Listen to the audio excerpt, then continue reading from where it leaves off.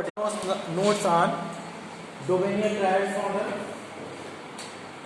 Dovenian triads model, Dovenian triads model, comma Newland octave model, Newland, comma Newland octave model, Dovenian triads model, Newland octave model, Lothar-Meyer curve, Lothar-Meyer curve.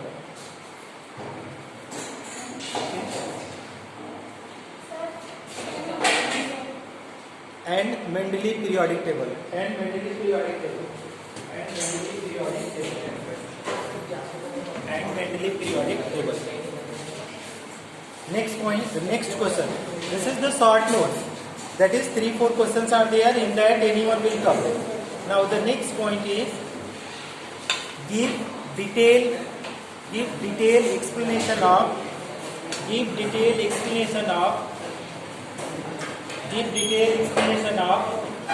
long form periodic table. Give detailed explanation. Yeah, explain in detail long form periodic table. Long form periodic table.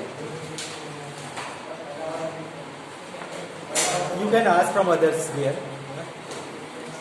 In bracket, that is blocks. What the point you have to mention? Blocks. No, SPDF blocks. You have to mention group, period, and diagram. Diagram you have to mention very few elements you can mention. Okay. So 2 questions already over. Third question you write down. Explain the variation of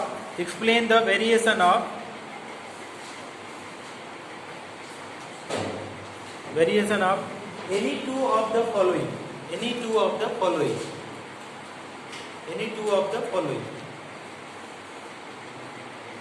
First point is atomic radii. The first one is atomic radii. Second one, ionization enthalpy.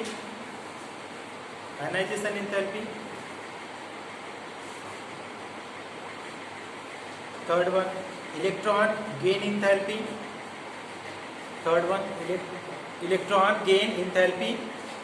First is ionization, atomic radii, ionization, electron gain enthalpy, electronegativity. Fourth one, electronegativity. You have to select any two. Electronegativity. Next one, oxidation state.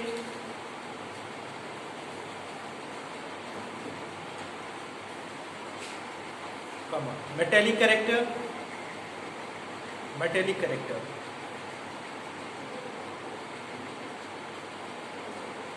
Okay, this many points are there. You have to select any 2 points, and that you have to write in the long or short answer questions. Okay, it may come. Next question is write the IUPAC name.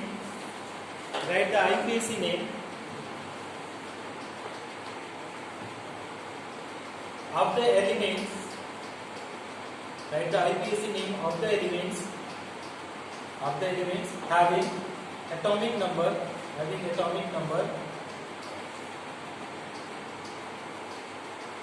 112 and 118. Also locate its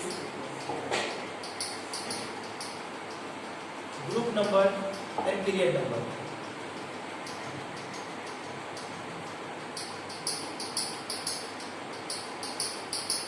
Okay, from the chemical bonding. Start from the chemical bonding. So from the tricky question I am not giving for 1 mark. I am not giving as a whole. I am giving what the most probable. This question, if you are summing up this question, it will come whole chapter. Okay, so you can make a question. How can you make the frame the question like that? You can prepare. Next one is, it means that is in the 3 or 4 question you can the full chapter is getting complete. So if you are making the short notes on 4 questions, the whole chapter will come. Okay. Next one, the 4th question also will give from the chemical bonding. First question is write the name of chemical bond. Write the need of chemical bond,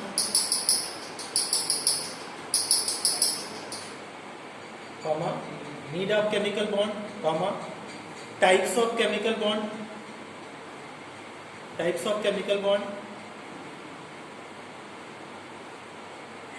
Types of chemical bond is specifically only 3 types you have to explain.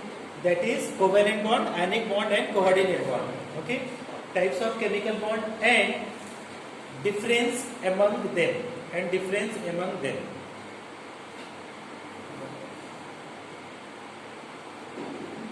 This is the question number 1. Next question number 2. Draw the Lewis dot symbol of. Draw the Lewis dot symbol of. Lewis dot symbol of IF7, HCF6, XU4, PCl5, SF6, please, NH3, H2O, HClO4, this one. Okay. Next question. So that is 2 questions I think over. Na? Okay. So the next question. Explain the octet rule. Octet rule and its exception. Explain the octet rule and its exception with the help of examples. With the help of examples in detail.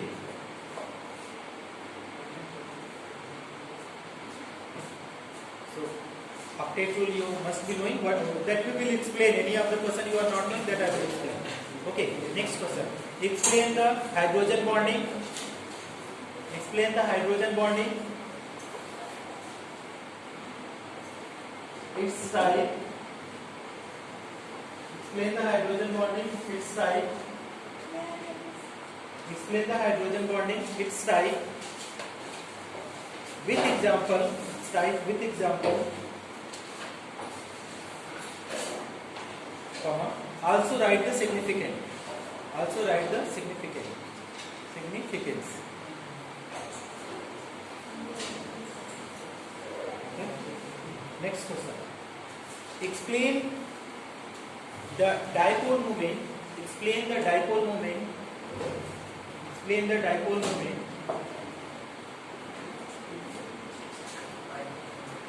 Dipole moment. In polar covalent bond. In polar covalent bond. With the help of examples. Dipole moment. With the help of examples. With the help of examples. And also explain.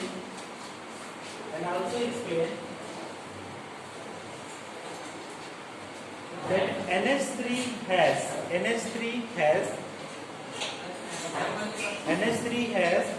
higher dipole moment than NF3. NH3 ammonia have higher dipole moment than NF3.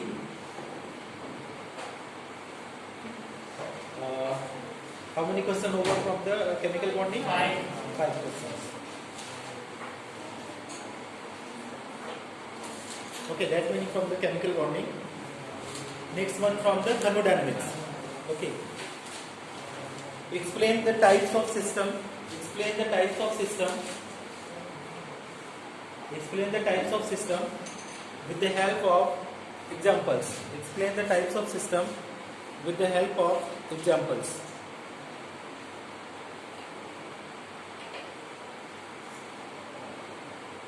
Okay. Explain various types. Next question. Explain various types of process. Explain various types of thermodynamics process. Explain various types of thermodynamics process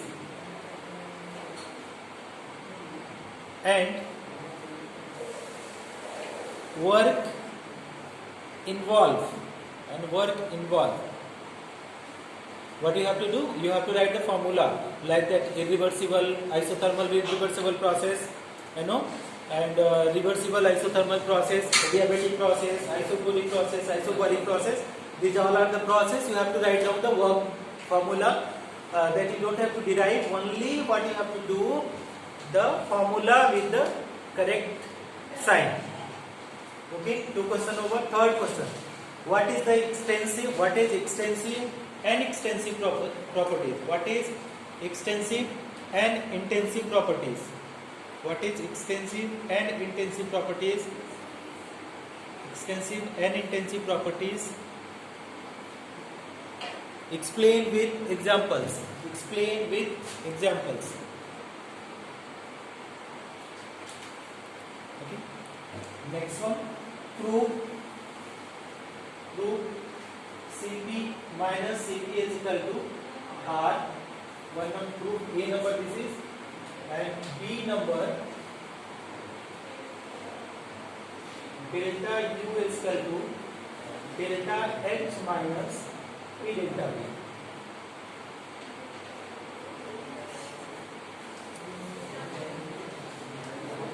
Yeah, leave it. This one.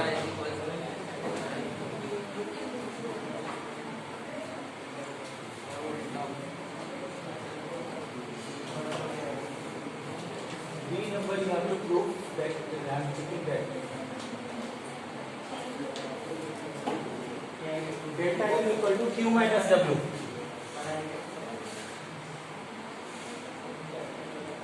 Do not talk. C number.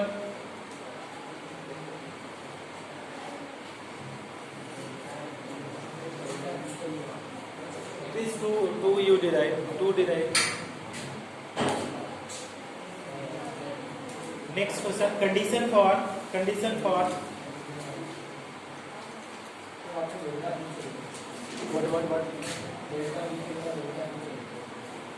Delta Q भी होता है, delta H भी लिखो और the Q भी लिखो.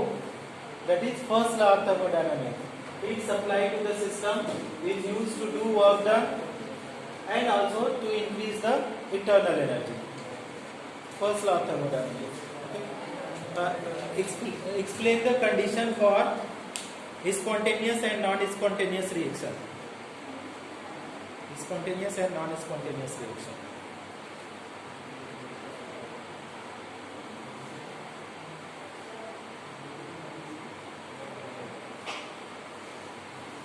Last question is what? That is all the exercise questions from thermodynamics. All the exercise questions from thermodynamics. Numerical exercise as well as example in text. All you practice from thermodynamics. Why I am giving? I can give you the do not need to solve also. But this is competitively important. That is why the numerical is being given from the thermodynamics. Got it? Chemical bonding, periodic properties, that you all be able to understand.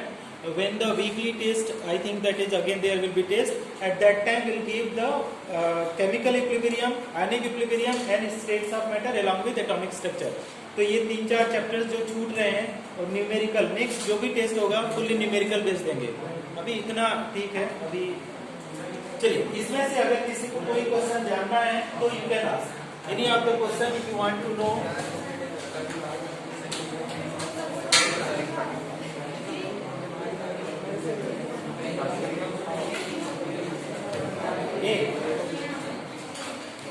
In spite of talking, you can take the questions, any of the questions.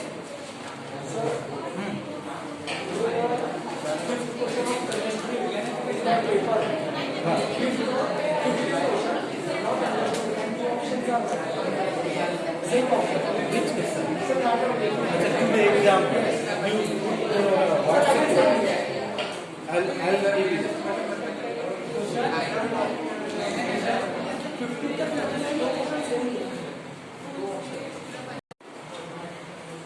देखो जब when we are talking about thermodynamics, okay,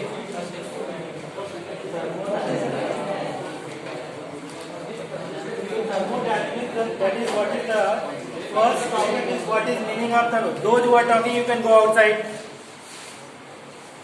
So first topic is types of system is there. Okay, and definition of thermodynamics. What is the definition of thermodynamics? This row, last one. Stand up. What is thermodynamics?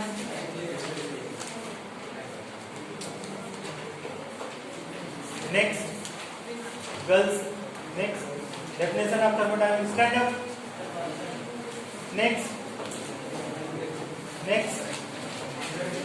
Thermodynamics. Anything you can speak up. Next, thermodynamics definition.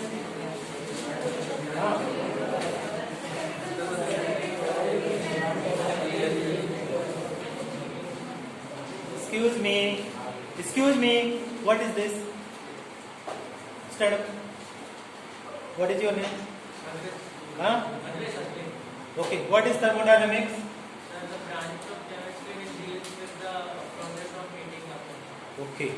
So that is heat involved. That is please down. Thermo means what is that is heat. Okay. Heat involved or absorbed during the chemical process. That is what is the chemical thermodynamics. अगर आपने जैसे chemical reaction में आप बोलते हैं कि अगर आपका एक मोल मान लीजिए अमोनिया फॉर्म हो रहा है NH3 कहाँ से N2 + 3H2 से, तो हमसे पूछा जाएगा कि कितना हीट इन्वॉल्व होता है, कितना एनर्जी रिलीज होती है, तो कहाँ से कैलकुलेट करते हैं? That is thermodynamics. एक फिजिकल थर्मोडायनामिक्स भी है जहाँ पे आपका कि हीट इन्वॉल्व और एब्जॉर्ब ड्यूरिंग द कंप्रेशन और एक्सपेंशन ऑफ गैस। कंप्रेशन जो है गैस को दबा रहे हैं या एक्सपेंड कर रहे हैं, दैट इज उसमें कोई केमिकल प्रोसेस नहीं हो रहा है, एक्सपेंड हो रही है गैस या कंप्रेस हो रहा है, लिक्विड में कन्वर्ट हो रहा है। तो आपको पता है कि गैस से लिक्विड में कन्वर्ट होगा तो केमिकली कोई प्रॉब्लम नहीं हो रहा है, उसमें क्या हो रहा है? फिजिकली चेंज हो रहा है स्टेट्स। तो उसमें कितना वर्क डन लगता है उसको देखना है। जैसे पहले के जमाने में हम लोग का डीजल इंजन चलता था, आपको पता होगा, तो उसमें जब आप कोयला डालते थे तो भाप बनता था, भाप से क्या बनता था? प्रेशर लगता था, तो वो रोटेट करता था। इसी तरीके से आप जब आपका पावर प्लांट जाकर के देखेंगे आप लोगों को, तो पावर प्लांट में बस सेम ही सिस्टम है। क्या पावर प्लांट में सिस्टम है कि पहले कोयला जो आता है, कोयले को पहले पाउडर बनाते हैं, फिर उसको क्या करते हैं? उसमें ऑयल मिला करके पेस्ट बना करके उसको जलाते हैं। जब जलाएंगे इतना ज्यादा हीट करेंगे और ड्रम होते हैं, बहुत बड़े बड़े ड्रम होते हैं। ड्रम होता क्या है? ड्रम में वाटर रहता है, उसको हीट अप करते हैं और जो स्टीम जनरेट होता है, यहाँ से जो स्टीम जनरेट होगा उसको क्या करेंगे? टरबाइन पे रोटेट करेंगे। टरबाइन की ब्लेड्स होती है, उस पे आप पास करेंगे तो टरबाइन तेजी से मूव करेगा और जितना तेजी से मूव करेगा मैग्नेटिक फ्लक्स में चेंज होगा, आपकी इलेक्ट्रिसिटी प्रोड्यूस होगी। तो ये भी आपका कितना आपका यहाँ पे जैसे 400 एटीएम किलो इतना प्रेशर होता है, 400 500 इतना ज्यादा प्रेशर करते हैं। अभी तो यहाँ पे 1 एटीएम एटमॉस्फेरिक प्रेशर है। ड्रम का प्रेशर कितना होता है? 400 500 इतना। अब जब ये कभी टरबाइन या ये कभी ब्लास्ट होता है तो कम से कम 4-5 किलोमीटर अफेक्ट एरिया को करता है, इतना ज्यादा इसकी इंटेंसिटी होती है। अच्छा, तो ये हो गया आपका कि डेफिनेशन हो गया कि heat change in physical process, that is physical thermodynamics. Physical process means compression और एक्सपेंशन ऑफ द गैसेस, उसमें कितना वर्क हो रहा है ये सब करेंगे। दूसरा चीज, द हीट इवॉल्व और absorb during the chemical reaction is comes under the chemical thermodynamics. ये डेफिनेशन हो गए। अब हमारे पास जो सबसे पहला जो पॉइंट आता है वो आता है सिस्टम। ठीक है, अब सिस्टम की जब बात करते हैं तो देखिए बहुत बड़ा एरिया है ना। अभी बहुत स्कूल को देखेंगे तो बहुत बड़ा स्कूल है। एक क्लासरूम की अगर बात करें तो ये हो जाएगा सिस्टम। तो बोला जब क्या जा रहा है कि एक छोटा सा आप पोर्शन लीजिए, है ना, यूनिवर्स का छोटा सा पोर्शन लीजिए।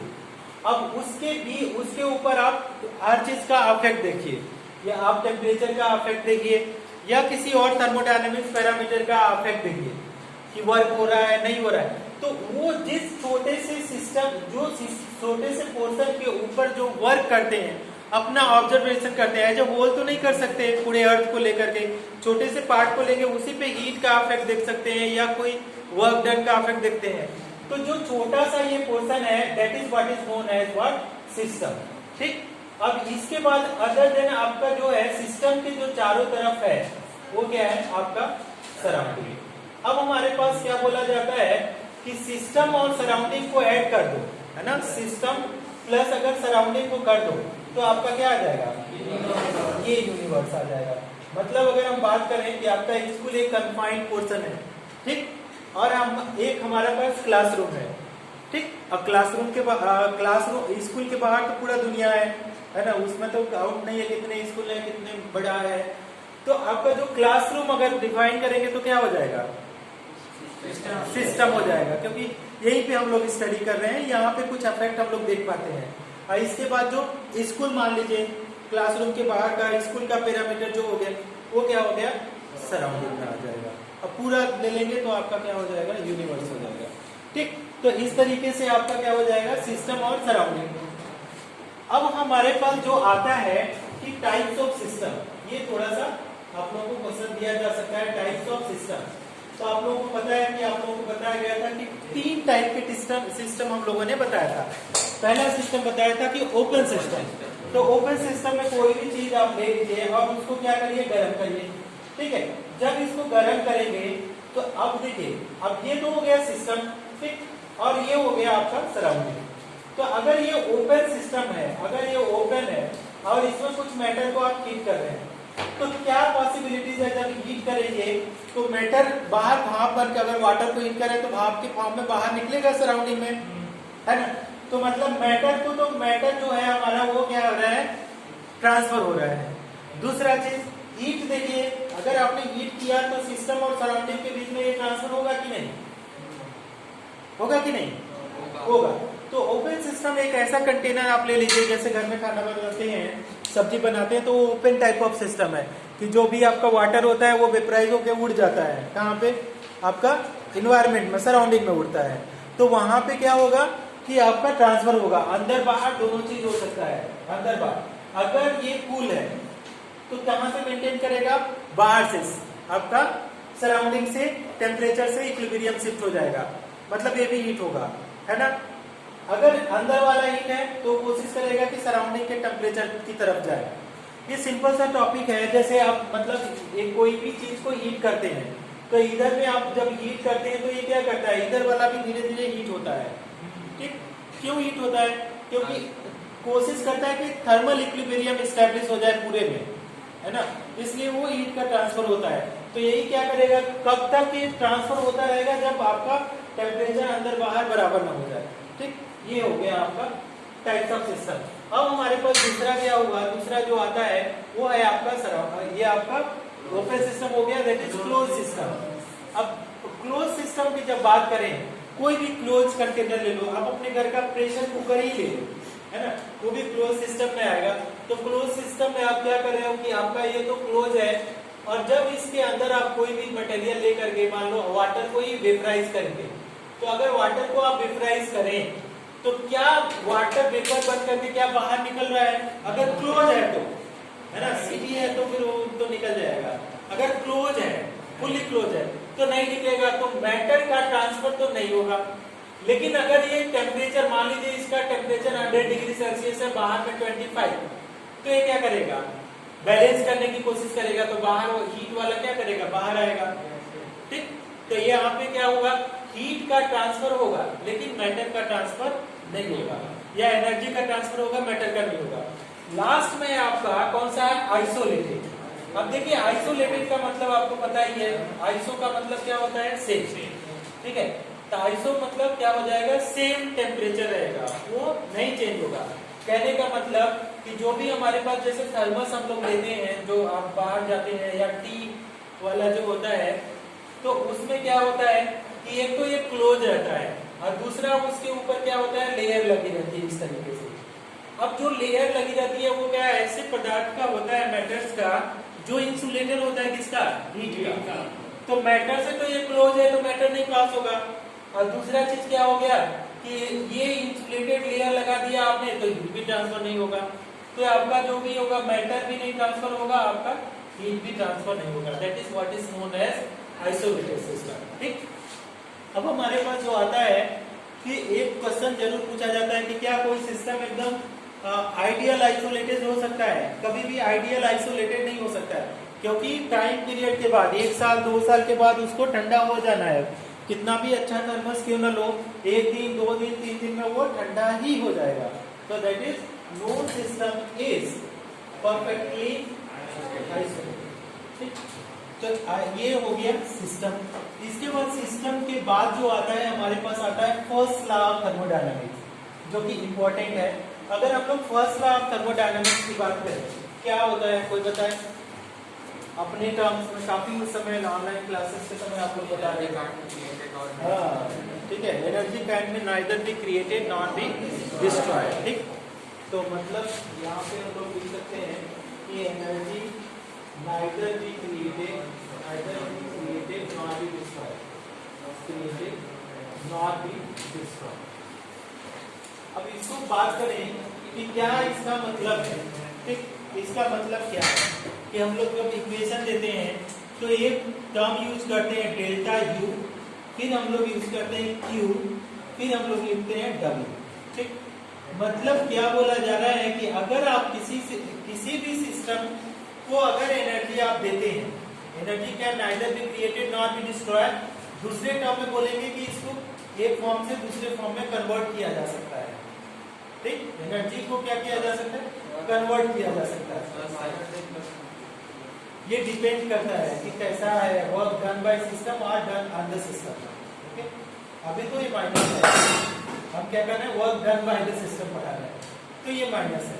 देखो अब इसको कैसे समझते हैं कि मतलब कि किसी भी सिस्टम की एनर्जी फिक्स है, आप न तो क्रिएट कर सकते हैं एनर्जी को, न तो डिस्ट्रॉय कर सकते हैं। तो ये क्या बोला जा सकता है? अगर न क्रिएट कर सकते हैं न डिस्ट्रॉय कर सकते, तो दूसरा तरीका क्या है कि एक फॉर्म से दूसरे फॉर्म में कन्वर्ट कर सकते हैं। अब किसी भी सिस्टम को मान लीजिए आपने क्यू हीट दिया, तो हीट देंगे तो क्या होगा कि एनर्जी किसमें कन्वर्ट हो सकती है? कि वर्क डन में, कितना उसके ऊपर काम किया जा रहा है। तो माइनस साइन है, आपने हीट दिया तो थोड़ी अमाउंट जो थी वो वर्क में यूटिलाइज हो गई। ठीक, तो मान लीजिए क्यू जो था, क्यू तो बहुत ज्यादा था, तो मान लीजिए कुछ तो आपका वर्क डन में हो गया। ठीक, अगर कुछ बच गया हीट जो दिया आपने, तो कहाँ पे यूटिलाइज होगा? हाँ, कौन सी एनर्जी में? हाँ, टू इंक्रीज इंटरनल एनर्जी। तो क्या करेगा? बची हुई एनर्जी को क्या करेगा? To increase in internal energy. ठीक है, ये है टू इंक्रीज इंटरनल एनर्जी। ध्यान से समझ लीजिए कि आप अगर किसी सिस्टम को, इसको तो याद ही रख सकते हैं कि किसी सिस्टम को आपने क्या दिया? हीट दिया, तो क्या कर सकता है कि या तो ये वर्क कर देगा, जो हीट दे रहे हैं वर्क करेगा। दूसरा चीज, अगर बच रहा है तो इंटरनल एनर्जी को क्या करेगा? इंक्रीज करेगा। तो ये है आपका first law of thermodynamics. Expression को आप याद रखेंगे, ज्यादा जरूरी है।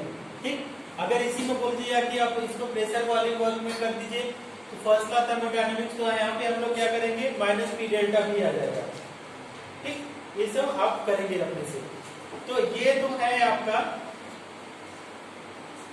First law of thermodynamics. इसके बाद हमारे पास है एक जो टर्म था हम लोग को इंटरनल एनर्जी करके एक टर्म था। ठीक है, जो ये है यहाँ पे, कोई बताए तो इंटरनल एनर्जी क्या होता है? इंटरनल एनर्जी नहीं पता। First term internal energy. बैठा मत करो, जब तक बोलूं ना तब तक खड़ी रहो। नाम बोलो। हाँ, प्रिया। ओके, तुम्हारा नाम बोलो, तुम बोलो अपना नाम। स्नेहा। पता है इंटरनल एनर्जी क्या होता है? कुछ भी बोला करो, गलत ही बोला करो, सब तुम बोल दो गलत। तुमको कोई यहाँ दंडित नहीं किया जा सकता है, बस बोला जा रहा है कि क्या रियली कहीं से कोरिलेट हो सकता है क्या? ऐसे सोच लो, इंटरनल का मतलब क्या हो सकता है? इंटरनल का मतलब अंदर की चीज है, एनर्जी मतलब एनर्जी है। अब इंटरनल एनर्जी, किसी भी मैटर की इंटरनल एनर्जी क्या हो सकती है? मेरे बॉडी की इंटरनल, हाँ, हमारे बॉडी की एनर्जी क्या हो सकती है? वही कर सकते हैं। तो हाँ, तो जो भी ये बोल रहा है sum of all energy, that is also correct only internal energy. तो कोई भी चीज आप डिफाइन करते हैं ना, तो आप एकदम ना मत बोला करो, कुछ न कुछ अपना दिमाग लगाया करो, तो जरूर आंसर कर लोगे। कुछ भी कर दो सकते हो, अब कोई कुछ भी बोलते हैं आप तो सही होता है। ठीक है भाई, तो इंटरनल एनर्जी का देखिए क्या मतलब है कि अगर मान लीजिए आपके पास कोई गैस है, ठीक है, किसी सिलेंडर में आपने गैस भरा है, तो गैस के पास तो कई सारी एनर्जी है, तो कौन सी है? एक तो काइनेटिक एनर्जी हो गया, है ना। दूसरा क्या है आपका? रोटेशनल एनर्जी हो गया। तीसरा क्या है? वाइब्रेशनल एनर्जी हो गया। हाँ, चौथा क्या हो गया? है? बोलो, तेजी से बोलो ना। ट्रांसलेशनल एनर्जी हो गया। तो आपका जो sum of all type of energy है that is what is known as internal energy. बस समझ में आ गई? ये सब हमको नहीं पढ़ना है, रोटेशनल एनर्जी, वाइब्रेशनल एनर्जी। हम लोग को पढ़ना है kinetic energy, that we will study kinetic energy. क्या क्या? पोटेंशियल एनर्जी वही हो गया, काइनेटिक एनर्जी, पोटेंशियल एनर्जी वही हो गया। तो ये सारे टाइप के एनर्जी जो होते हैं सम अप करते हैं इंटरनल एनर्जी को। अब हमारे पास एक टॉपिक आता है कि हम इंटरनल एनर्जी को कैसे चेंज किया जा सकता है। क्या हम इंटरनल एनर्जी को चेंज कर सकते हैं? क्या इंटरनल एनर्जी, मान लो हमारे पास U है, क्या हम लोग इंटरनल एनर्जी को चेंज कर सकते हैं? बोलो बोलो, कैसे? By increasing. बाई इंक्रीजिंग आपने क्या बोला? टेम्परेचर। टेम्परेचर और हम हीट कर देते हैं यहाँ पे। और दूसरा by doing work. Very good. तो आप ये दो चीजों से हम लोग क्या कर सकते हैं? इसको चेंज कर सकते हैं। जो इंटरनल एनर्जी है उसको दो चीजों से हम लोग चेंज कर सकते हैं। अब ये वाला है that is known as what? Enthalpy हो जाता है। Enthalpy by doing heat increase करते हैं, इवॉल्व होता है। We will study under the enthalpy. और यहाँ पे बाय डूइंग वर्क ये क्या हो जाता है? First law of thermodynamics. इसमें आप लोगों को क्या करना है? थर्मोडायनामिक्स, इसको हम लोगों को स्टडी करना है। फर्स्ट लॉ ऑफ थर्मोडायनामिक्स अभी आप लोगों ने देखा था, क्या लिखा था कि delta U equal to Q minus W हमने कर लिया था। ये तो अपने आप में ही हो गया कि अगर आप इंटरनल एनर्जी हीट दे या ले सिस्टम से तो डेल्टा U पे तो फर्क पड़ेगा ही पड़ेगा ना, क्योंकि delta U equal to Q minus W है ना। तो आप अगर क्या करते हैं कि अगर वर्क किया जाता है तो जो हीट दिया गया है उसमें से आप लोग क्या करेंगे? कुछ आपका क्या यूज हो जाएगा। अब जो Q माइनस W आता है तो ये चेंज हो जाएगा। वर्क होगा तो ये हमेशा चेंज ही होगा, बढ़ेगा घटेगा, वो डिपेंड करता है कौन सा प्रोसेस है कि work done by the system on the system है, वो चेंज होगा। दूसरा चीज है आपका बाई, है ना, ये है हीट, कि आपने बताया कि टेम्परेचर चेंज कर दे या हीट कर दे तो ये हो जाता है। अब इंथैल्पी को क्या बोला जाता है कि टोटल हीट, क्या बोलते हैं? Content, total heat content. एक और हम लोगों ने टर्म बोला था, क्या बोला था? हीट कैपेसिटी बोला था। कैसे बोला था? हीट कैपेसिटी है कांस्टेंट, क्या कोई बता दे? Enthalpy heat capacity at constant pressure या बॉडी प्रेशर, सुपर। तो ये प्रेशर पे था। चलिए, तो टोटल हीट कंटेंट मतलब डेल्टा H किसके बराबर होगा? बोलिए, फिर से बोलो। Delta U P delta B। तो ये हो गया टोटल हीट कंटेंट ना। इसको भी आप ध्यान देंगे, डिवाइड करने के लिए कोशिश करेंगे। तो ये दो चीजें आप ध्यान देंगे। कोई भी पूछा जा सकता है कि आप इंटरनल एनर्जी को कैसे चेंज करेंगे, तो आप क्या करेंगे कि आप हीट ही सिस्टम को हीट ही चेंज कर दीजिए या टेम्परेचर चेंज कर दिए तो भी इंटरनल एनर्जी। मान लीजिए आपने टेम्परेचर किसी ने दिया तो टेम्परेचर बढ़ाया तो आपकी काइनेटिक एनर्जी बढ़ जाएगी, क्योंकि काइनेटिक एनर्जी क्या प्रोपोर्शनल टू टेम्परेचर होता है। तो काइनेटिक एनर्जी अगर बढ़ी तो आप लोगों का क्या हो जाएगा? इंटरनल एनर्जी भी अफेक्ट हो जाएगी। ठीक। और दूसरा है आपका यहाँ से बाय डूइंग वर्क भी करते हैं तो भी आपका इंटरनल एनर्जी चेंज होगा। ठीक, इसको आप ध्यान रखेंगे कि एक से आपने first law of thermodynamics derive करते हैं, दूसरे से आपका एंथैल्पी डिराइव करते हैं। ठीक, अब हमारे पास एक जो मोस्ट इंपॉर्टेंट है जो दिया ही जाएगा एग्जाम में कि आपका जो हीट कैपेसिटी है, हीट कैपेसिटी। देखिए हीट कैपेसिटी आपको बताया गया था, अच्छे से समझाया गया था, तो उसको समझ लीजिएगा कि हीट कैपेसिटी क्या था। हीट कैपेसिटी बोलिए, नाम बोलिए। हर्षवर्धन, हीट कैपेसिटी पता है? नहीं पता है? बैठ जाइए। अच्छा, और किससे पूछ सकते हैं? कोई बताना चाहता है हीट कैपेसिटी? बोल दो ना, तुमको एकदम मौका मिल रहा है। हाँ,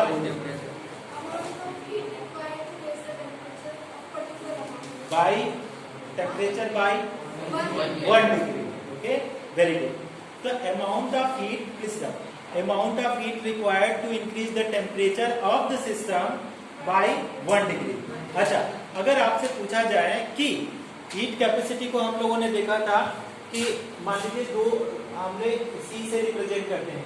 एक मैंने बोला था कि ये दो टाइप के हैं। एक मैं बोल सकता हूँ कि स्पेसिफिक हीट कैपेसिटी, स्पेसिफिक क्या है, हीट कैपेसिटी, ठीक है। दूसरा हमारे पास क्या है, मोलर हीट कैपेसिटी, है ना, मोलर हीट कैपेसिटी, ऐसे करके मैंने बताया था, ठीक। क्या बोला था, स्पेसिफिक हीट कैपेसिटी, बोलो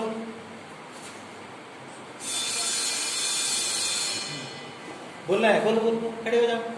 हाँ,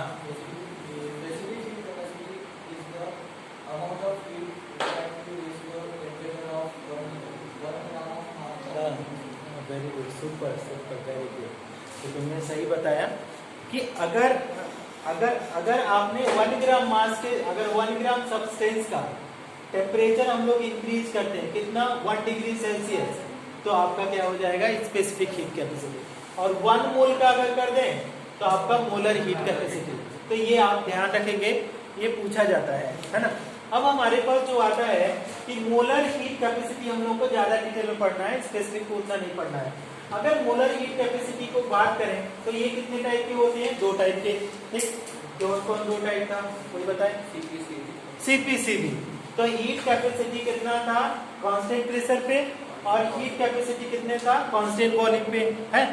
अब कांस्टेंट प्रेशर पे अगर हीट कैपेसिटी की बात करें, अगर कांस्टेंट प्रेशर के बारे में करते, इसको बोलते हैं हम लोग क्या है, ये किसके बराबर होता है, एंथैल्पी के बराबर। ये किसके बराबर होता है, इंटरनल एनर्जी, ठीक है, इंटरनल एनर्जी।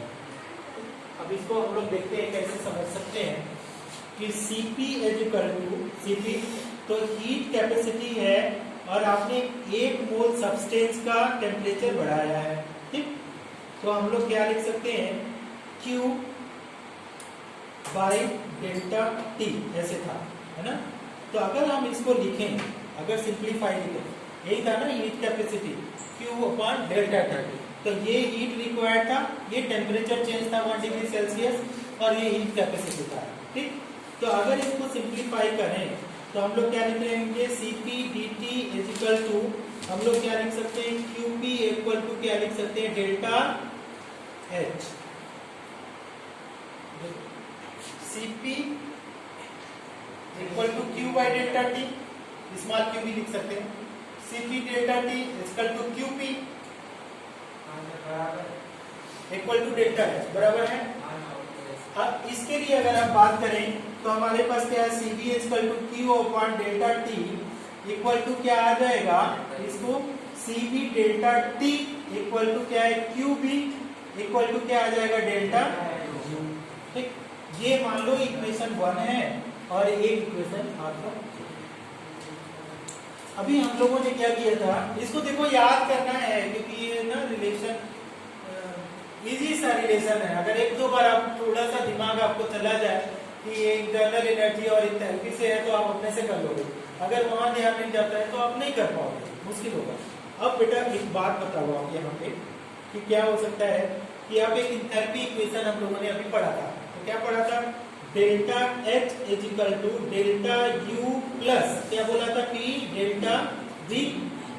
अब हम लोग को पता है कि P डेल्टा V का मतलब क्या है, Pv equal to NR delta T, ऐसे लिख सकते हैं, है ना। अब मान लो कि ठीक है, ऐसे रहने दो। अब 1 डिग्री टेम्परेचर को अगर बढ़ा रहे हो 1 डिग्री, और अगर हम बोलते हैं कि हीट कैपेसिटी फॉर 1 डिग्री अगर बोले तो हम लोग क्या P delta V equal to NR T नहीं लिख सकते। 1 डिग्री के लिए कितना चेंज लिखोगे, 1 T नहीं कर सकते कि नहीं, बोलो। हाँ, तो ये हुआ। तो अब यहाँ से फ्रॉम, ये मान लो ये 3 हुआ, तो हम लोग क्या लिखेंगे, फ्रॉम 1, 2 एंड 3। तो इन तीनों से आप देखो कैसे डिराइव करते हैं। तो डेल्टा H की वैल्यू हम यहाँ से लिखते हैं, क्या लिखते हैं, Cp डेल्टा T, ये है, चलो इसको डेल्टा T ही रहने दो, बेटर ही है, Cp डेल्टा T। दोबारा पर दूसरा है आपका इक्वल टू क्या है आपका, Cv डेल्टा T, ये है ना, डेल्टा U के जगह पे Cv डेल्टा T और एक Cp डेल्टा T। आगे क्या है, प्लस है हमारे पास, क्या है, N R delta T, N R delta T ये है। अब क्या करो है ना, इक्वेशन नंबर मान लो ये 4 है, तो इक्वेशन 4 को डिवाइडेड बाय डेल्टा टी करो। ओके, 1 डिग्री की बात हो रही है, तो इक्वेशन 4 हम यहाँ पे कर रहे हैं, देखना यहाँ पे इक्वेशन 4 डिवाइड, दोनों साइड में क्या करिए डिवाइड बाय, किससे करेंगे डेल्टा टी। तो देखिए क्या करेगा, तो आपका C P delta T upon क्या हो जाएगा डेल टी इक्वल टू क्या है C B del T upon क्या है डेल टी, और आगे क्या है प्लस हमारे पास n R del T upon del T. अब ये सबके नीचे डिवाइड में ये इससे ये इससे ये इससे कट जाएगा, तो सी पी इक्वल टू क्या आएगा C B equal to N R. अब इसको सिंप्लीफाई कर दो उस side, C P minus C B equal to N R. एक तो ये रिलेशन हो गया। फॉर 1 मोल ऑफ गैस, अगर हम लोग लिखें for 1 mole of gas, 1 mole of gas की बात करें n इक्वल टू 1 हो जाएगा, तो क्या हो जाएगा C P minus C B equal to, ये रिलेशन दिया जाएगा। आप इसको कॉपी कर लो, थोड़ा सा कहीं करना चाहते हो कर लीजिए।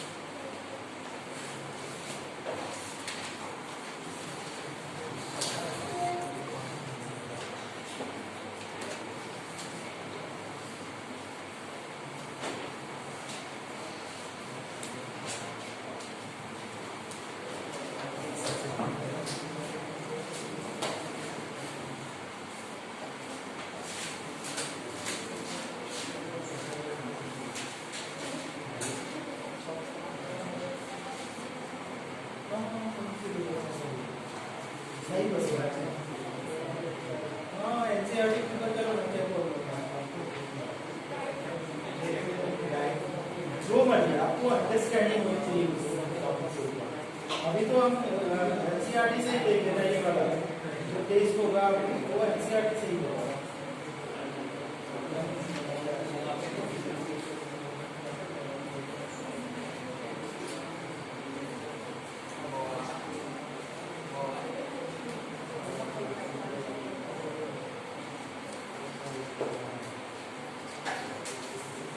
हो गया,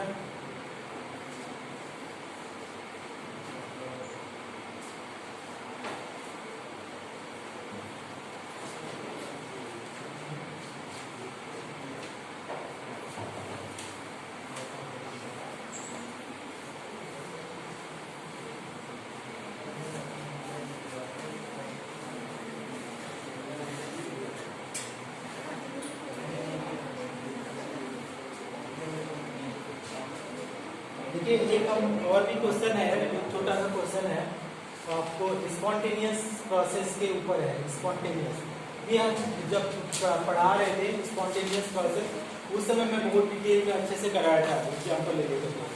तो स्पॉन्टेनियस प्रोसेस का मतलब क्या होता है कि आपका कि बिना कुछ किए हुए अगर वो प्रोसेस होता है तो दैट इज स्पॉन्टेनियस प्रोसेस। जैसे ऊपर से पानी नीचे गिर रहा है तो कैसा प्रोसेस हो गया, अपने आप हो रहा है, उसमें कुछ आप फोर्स नहीं लगा रहे हैं, तो दैट इज स्पॉन्टेनियस प्रोसेस। ठीक, तो जो भी कोई दुनिया जो भी जैसे आपका ये है कि न्यूक्लियर रिएक्शंस जो होते हैं वो कैसे हैं, सब स्पॉन्टेनियस है, आप कुछ भी नहीं कर रहे। न्यूक्लियर जहाँ पे जो भी आपका रेडियो एक्टिव सब्सटेंस है वहाँ पे अपने आप वो अल्फा बीटा गामा रेज निकलेगा, कुछ भी आपको करने की जरूरत नहीं है ना। तो आपका स्पॉन्टेनियस प्रोसेस का मतलब कि the process which do not required external effort, बाहर से कुछ एफर्ट की जरूरत नहीं है, तो आपका स्पॉन्टेनियस प्रोसेस। नॉन स्पॉन्टेनियस का है, हम लोगों को बाहर से या तो वर्क दे या एनर्जी दे या कुछ करें, तो दैट इज क्या हो जाएगा वो नॉन स्पॉन्टेनियस प्रोसेस। अब स्पॉन्टेनियस प्रोसेस के लिए उन्होंने थर्मोडायनेमिक्स के अंदर कुछ कंडीशन इन्होंने दिया है। क्या दिया है कि डेल्टा जी की वैल्यू अगर हमारे पास नेगेटिव आ रही है तो ये कैसा हो जाएगा, ये हमेशा होगा स्पॉन्टेनियस। ठीक है, डेल्टा जी ये क्या, डेल्टा जी को अगर बहुत ही आपका ऐसे लैंग्वेज में डिफाइन करें तो डेल्टा जी का मतलब ये होता है कि डेल्टा जी का मतलब ये होता है कि एनर्जी यूटिलाइज इन डूइंग, कहाँ पे यूजफुल वर्क, ठीक है, यूजफुल वर्क। तो अगर यहाँ पे क्या है कि ऑलरेडी एनर्जी क्या हो रही है, रिलीज हो रही है, या तो डेल्टा जी की वैल्यू आपकी निगेटिव आ रही है, तो कैसा प्रोसेस होगा, स्पॉन्टेनियस प्रोसेस। ठीक, एक और हमारे पास क्या है कि डेल्टा जी की वैल्यू अगर हमारे पास क्या आ रही है, पॉजिटिव आ रही है, तो ये हो जाएगा non spontaneous. Non spontaneous process, आपको ये हेडिंग बताई जा रही है। Spontaneous process means do not required क्या, external work, do not required external work. Okay, तो मेरे पास जो आता है नेक्स्ट पॉइंट आता है delta G equal to delta H minus T delta S. ठीक, अब इसके बेसिस के ऊपर हम लोगों को क्या करना है, बताना है कि ये कैसा होगा, आपका स्पॉन्टेनियस होगा, नॉन स्पॉन्टेनियस होगा। ठीक, अब देखिए इसमें डेल्टा एस कोई बताए क्या है, एंट्रोपी है। वेरी गुड, अच्छा टी तो आपको टेम्परेचर है, कोई पता है मतलब नहीं है। ये क्या है, इंथैल्पी। ठीक, इंथैल्पी। अब देखिए क्या कर रहे हैं कि अगर हमारे पास डेल्टा जी, ठीक, हम इसको मानते हैं, एक को मानते हैं कि हम लोग एक को मानते हैं डेल्टा एक्स की वैल्यू मैंने मान लिया एक्स, ठीक, और यहाँ पे टी को हमने मान लिया वाई, और एस को मान लिया हमने जेड। ठीक, ध्यान से समझना है ना, ट्रिकी थोड़ा सा है। तो अगर डेल्टा जी को हम लोग क्या करते हैं कि निगेटिव लाना चाहें, डेल्टा जी को निगेटिव लाएं, तो हम लोग क्या कर सकते हैं कि इस वैल्यू को डेल्टा एस की वैल्यू को हम लोग क्या लिखें, स्मॉल एक्स। ठीक है, हमने क्या लिखा, स्मॉल एक्स लिखा। ठीक, स्मॉल मतलब small value of x, small value of हमने क्या लिखा, एक्स माना। ठीक, आगे हमने क्या किया, माइनस किया। अब हमारे पास जो टेम्परेचर और एंट्रोपी है, टेम्परेचर और एंट्रोपी, तो मान लीजिए टेम्परेचर हमने मान लिया 100 और एंट्रोपी को मान लिया हमने 50, तो कितना हो